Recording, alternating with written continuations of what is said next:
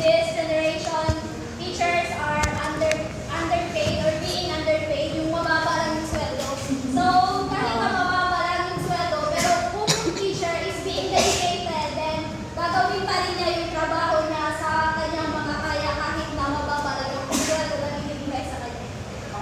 So, the next is creative. So, being creative means doing things in their own way, have the ability to create new and original ideas. So, being creative as a teacher means producing work that are presentable and good looking. So, an example would be being creativity in showing creativity like in presenting our instructional materials for when it comes to teaching in class. So, we must make the materials presentable and appealing to the students. Okay, actually the word creative is not all BSN 1A are creative. Okay. Creativeness depends on individual. Okay. Now, like for example, yung ginawa niyo activity, yung pinagawa ko na assignment niyo, yung iba nag-submit, merong style sa gilid, merong ganito. Kaya sinabi ko, a little confused, others may disagree from the word. BEN are creative when it comes to their visual aids compared to the BSF. Ha? Pero may nagsabi, sir, hindi ah. Okay, not all. Pero, ang BEN kasi, ba't ko sinabing they are more creative? Meron na silang visual aid. Ang dami pang kulit-kulit dito sa mga gilid-gilid, may kulay-kulay. Ang sa atin kasi, if you will observe, kung ano ang nakalagay dyan, nakalagay lang para at least klaro lang for our students. Hindi, ang element, ang BEN, kung nakikita niyo, chini pasta dito, chini tagrumita, as pa, gunting-gunting, kay kunin na orilla del Juan, chini pa, pay, the creativeness, pero meron din BSN, kahit na ganon, may effort din talaga, na parang ano niya talaga na maglagay siya ng, gusto kong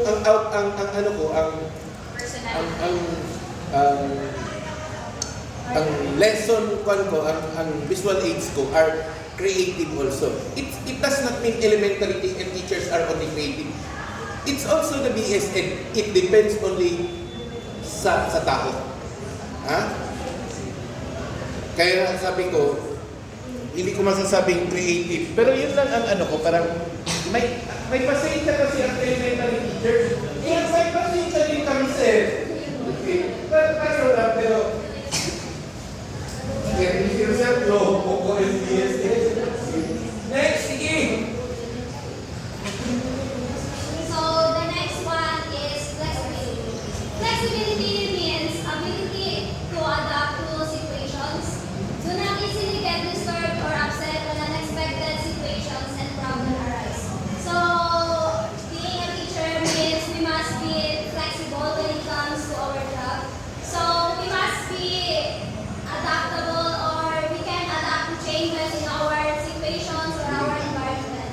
So, a good example would be kung kayo as a teacher na assign kayo sa ibang subject or to teach a subject that is not related to your major po.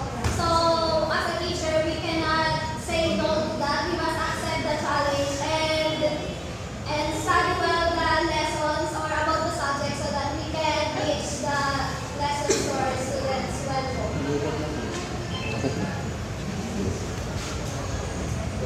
PROF? So, B. Attitude of professional teachers are manifested in terms of. So, attitude of professional teachers are more conditioned in terms of empathy. Okay. Actually doon sa last part, yung flexible. I do not know if this is in your class or when I am taking flexible when it comes to their body. Bakit mo to say? Flexible when it comes to teaching. Teaching ang pinag-uusapan. Bakit daw kung flexible yun? You can stretch your body, you can stretch your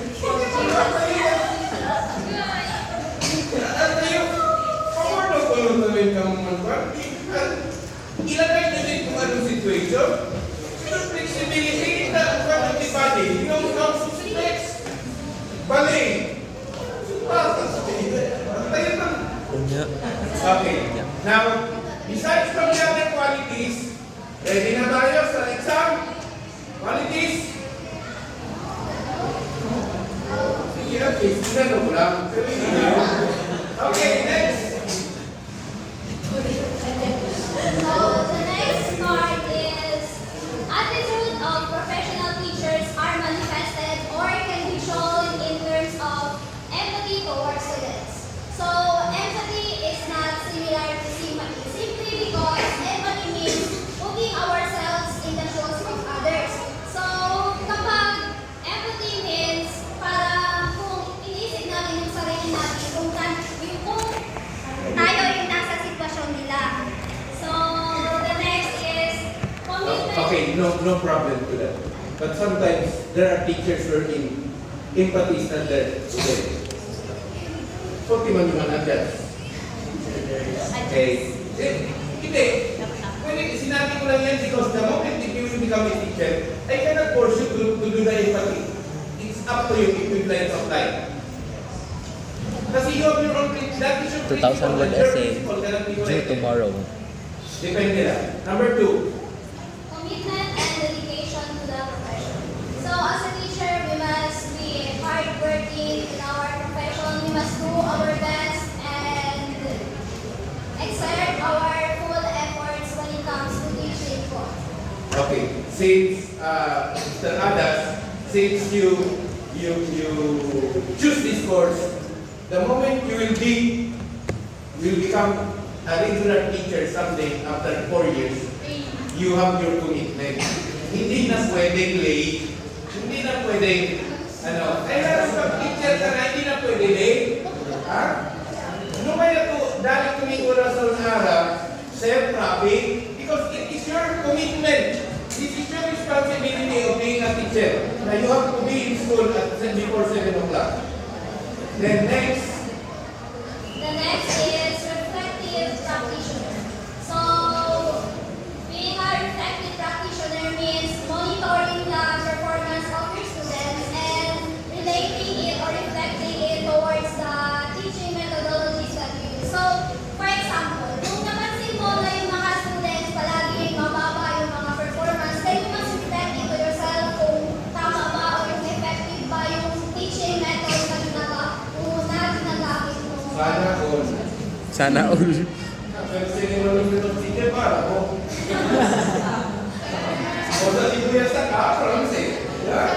Okay, next. So the next one is having passion for teaching. So as a teacher, we must be passionate our profession so that we can do our job well. And they say that what is done with love is done well. Actually, Amanda, not all BS and 1A are considered, in the very first place. The course of education is their first choice. Others are, siguro ganito na lang kasi hindi ako pumasa sa nursing, hindi ako pumasa sa engineering. And there is no such, slot. Kaya I will be in the education. Kumuha ka lang ng course ng education, but sometimes it's very difficult to apply the passion of teaching. Kasi pag sinabi natin passion of teaching, everything will be there. Meron kang pasensya. Okay, kung wala kang pasensya, hindi ka pwede dito sa teaching. Okay, next. So the next is successful teachers take care of their wellness. Wellness refers to the combination of physical health, good attitude, and increased productivity. So we as a teacher, we must first prioritize our wellness, our health, not just being in good state with our emotional or physical or spiritual self.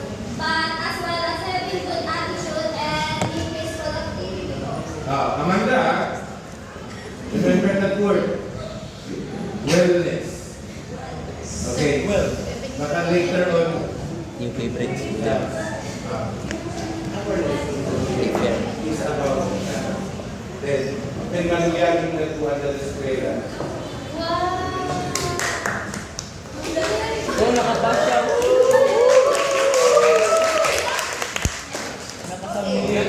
Pero sometimes, no, kahit ka, no, kailangan you should be physically fit. Huwag ka mag-teaching kung ayaw mo yung dahan-dahan. Pero check kami maestra, more on religion. 1,000 word essay due in 1 hour.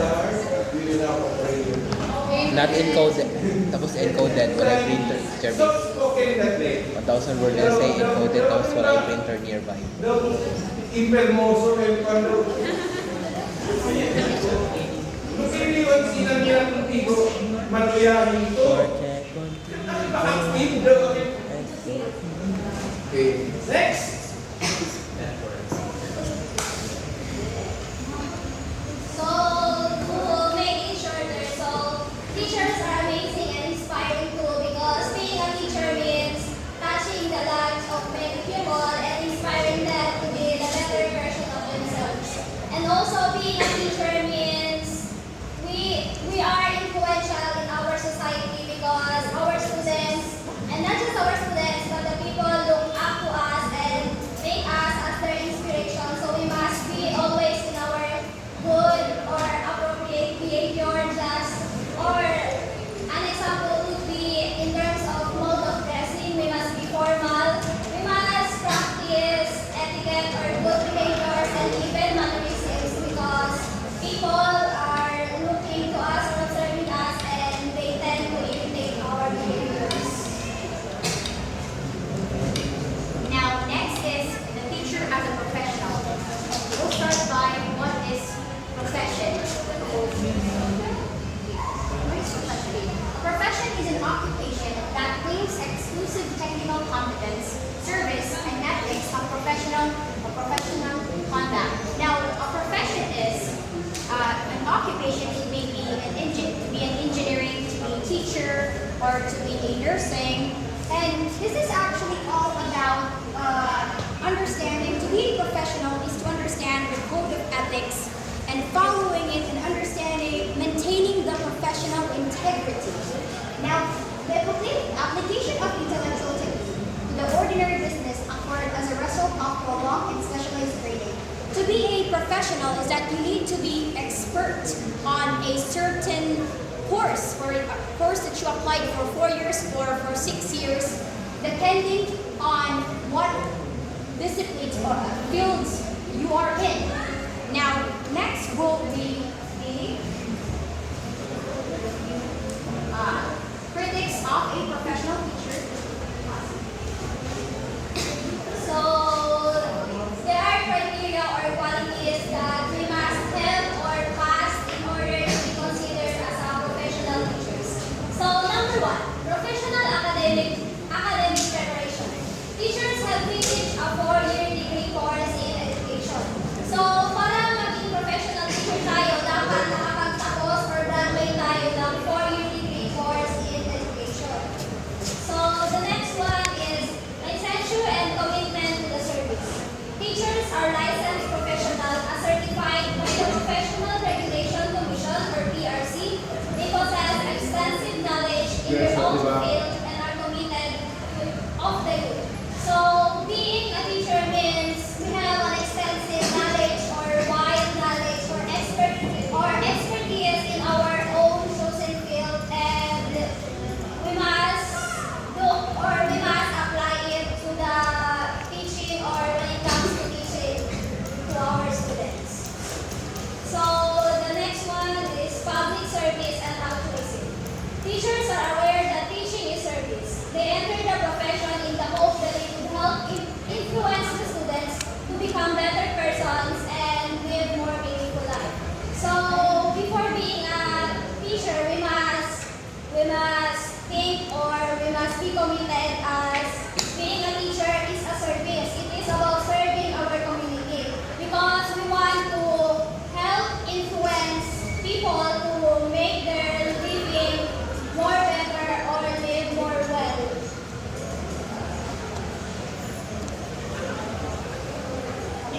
Now, the next is the legal practice of the profession. The teaching profession is recognized by the government as its part partner in educating the youth. Society views the teachers as the second parents of their children. Now, a good example of this is that the teacher must understand that their role extends beyond the classroom.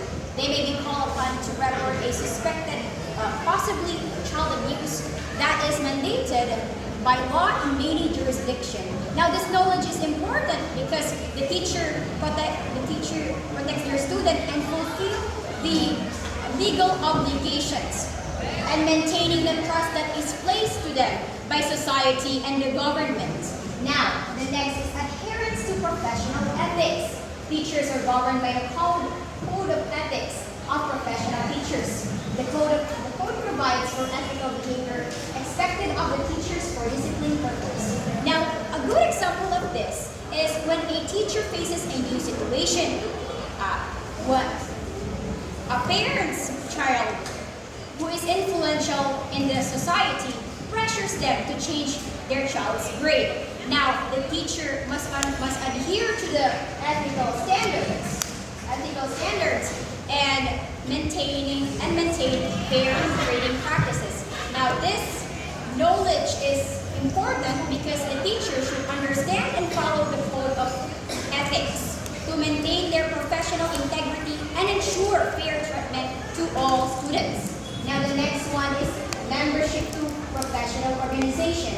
Professional organizations have been organized for teachers to take care of their well-being. Now, a good example of this is when a new or beginner mathematics teacher joins a Mathematical Teacher Association of the Philippines, or the MTOP, and they join the annual conference so that they can learn innovative teachings and probably create connections with experienced educators. Now, that knowledge is absolutely important because the professional organizations provide ongoing learning opportunities, resources and helpful resources to help the teachers to stay current with best practices and with educational trends that they need as part of teaching.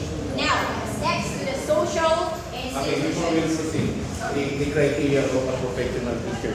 There are 6 that was given by the book. The number 1, balik tayo sa criteria. Paano tayo magiging regular na natin? Kailangan you are fully graduate in 4 years.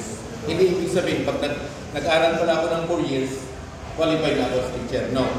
It should be full-fledged na sabi natin sa finish 4 years degree course in education. Pag nakagraduate kayo ng 4 years, pwede na kayo mag-teacher. Pero that is not yet assurance that you are licensed. Okay. Number 2, license and commitment to service. Before you will become a regular as a teacher, you should pass the PBET or the licensure examination for teachers. Actually, in WEMSO, the real scenario, I was able to enter WEMSO without taking the board exam. Wala pa akong board exam kasi I graduated 1990 March, 1990 June, nandito na ako. After 2 months lang. Okay. WEMSO, I am not a WEMSO alumni. College of WEMSO. Trade school ako graduate during yung first year in high school. Trade school ako. Kaya proud sa trade. Lahat ng trabaho basta trade school, alam mo, kahit pukpok martilyo, kahit mag-ayos ng marunong. Okay. Now, in WEMSO before, I think it is including this time. Even though you are not a board passer, you can teach WEMSO. Ganun? Okay. Provided ito ang system ng WEMSO. Okay. Ang problema ako ay ganito. I am masyadong gusto ko sana pabilisan pero I will refer to my experience. 1992, 93, 94, supposed to be I am a graduate of masteral already. Okay.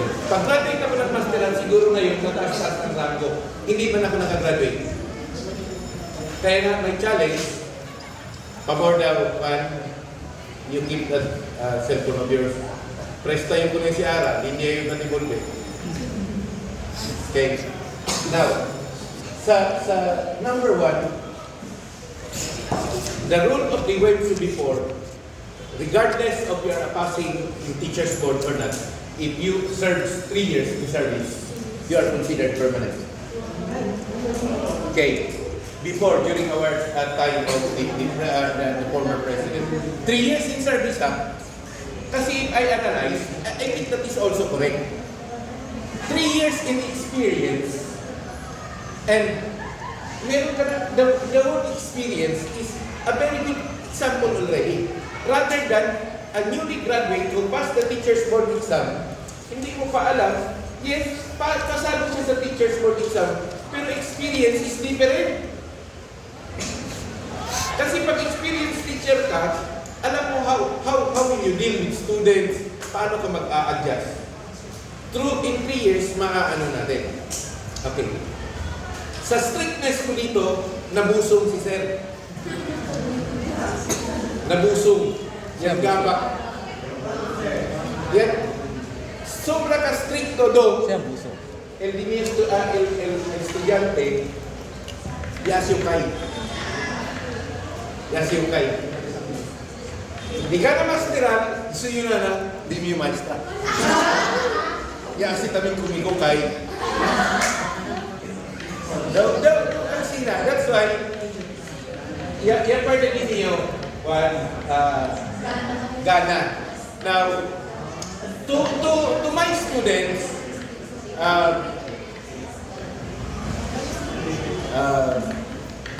this is my challenge. Habang bata pa, go study. Kasi parang presko pa. Kasi pag may asawa ka na, pag matanda ka na, ang mangyayari, parang mawala. Kansaw. Yun ang word, kansaw. Yung, meron na ba may asawa? Okay. Gusto mo mag-aral. Husband mo magsasabi, ay, pwede yasin. Now, pag mag-i-insist ka, may kasiyahan ang section, ang class ninyo. Pag sabihin ng, mira mo, pwede pa ko yung kontrali, baka chini pa ko nobyo. The is everything will be conflict.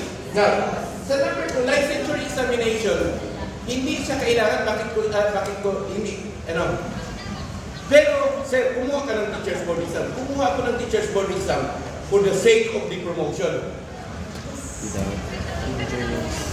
Kahit na, I am already permanent at 1992, permanent na ako.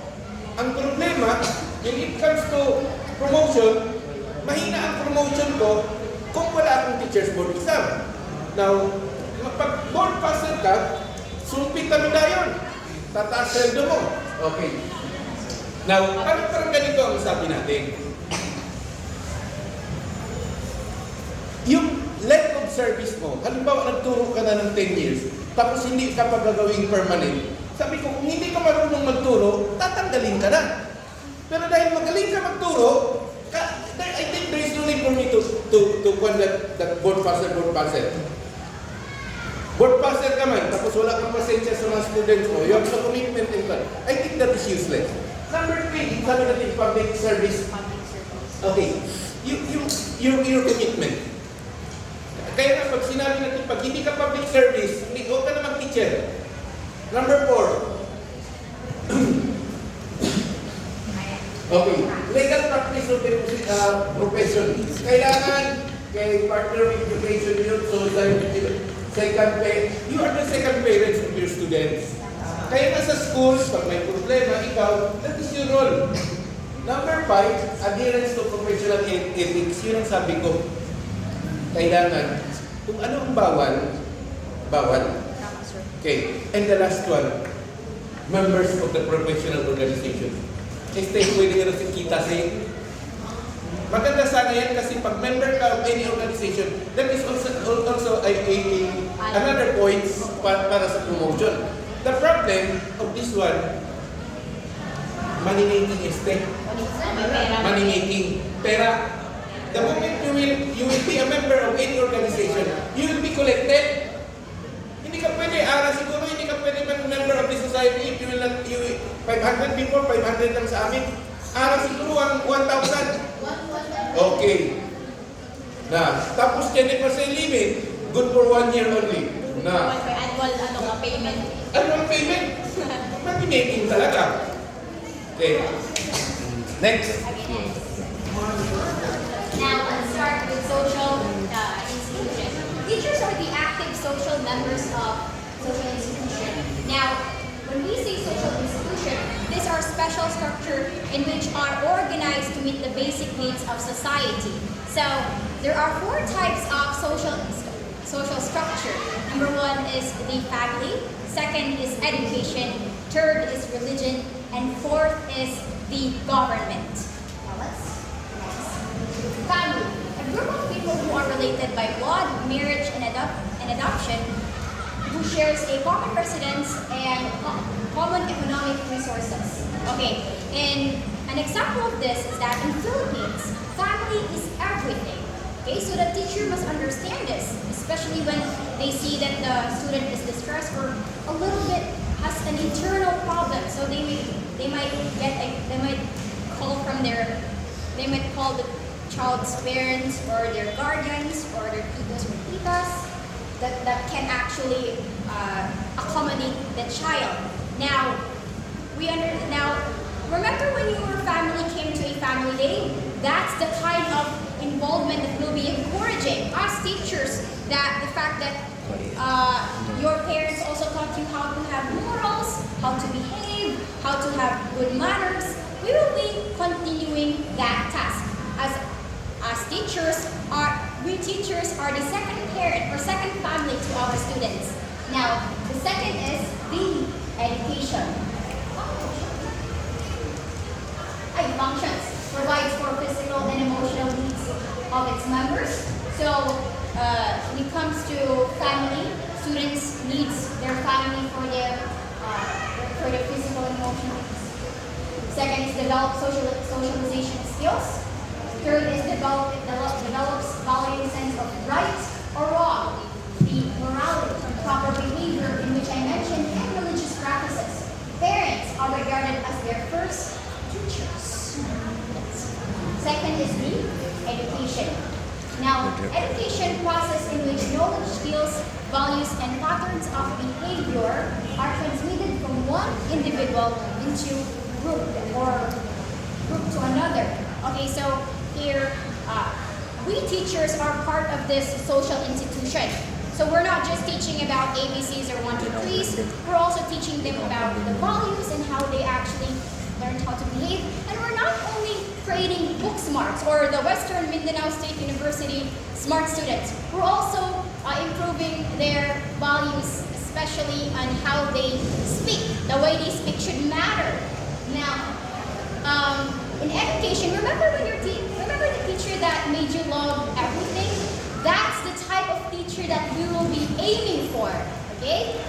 Schools act as an agent of socialization. The school is the major for socializing.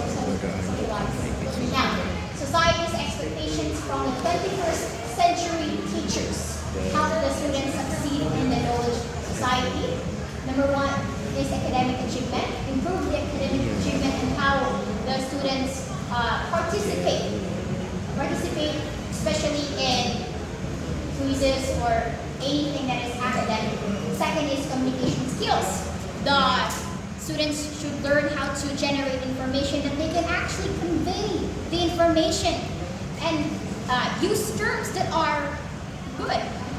Third is the creative and critical thinking skills. Now, this is absolutely important, considering the fact that creatives and critical thinkings are very rare. Actually, the most people who are beloved or most rewarded in the school are those who can memorize. But in reality, those who are creative and critical thinking, they also make a lot of impact on how intelligent a person is. Now the third is the social problem solving.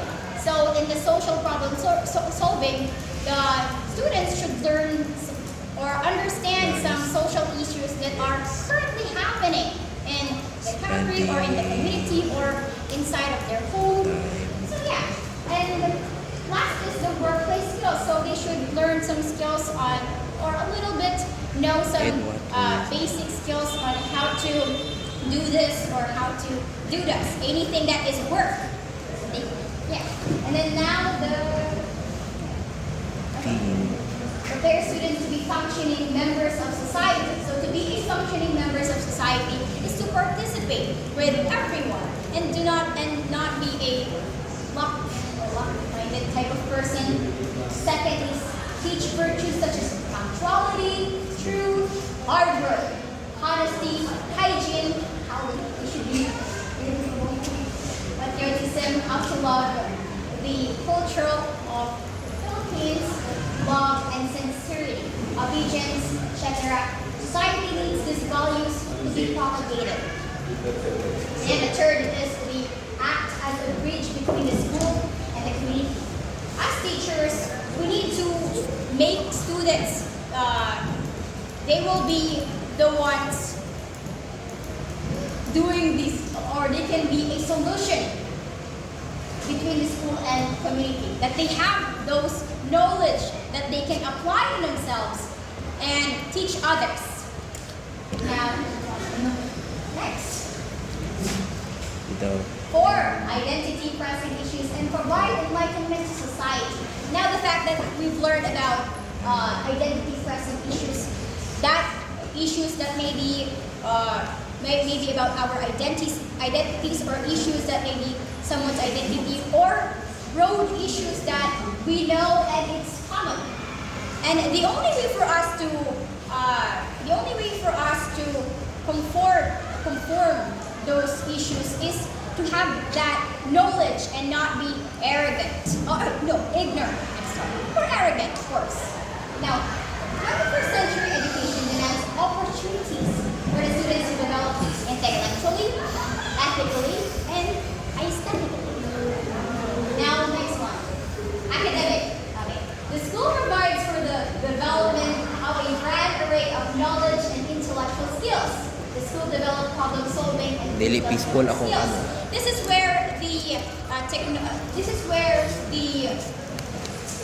when it comes to intellectual skills, the students should know how to, especially when it comes to research. Wala ko yung We peace. are a university that is focusing on research and technology and science and all of those that are based on intellectuals and knowledge.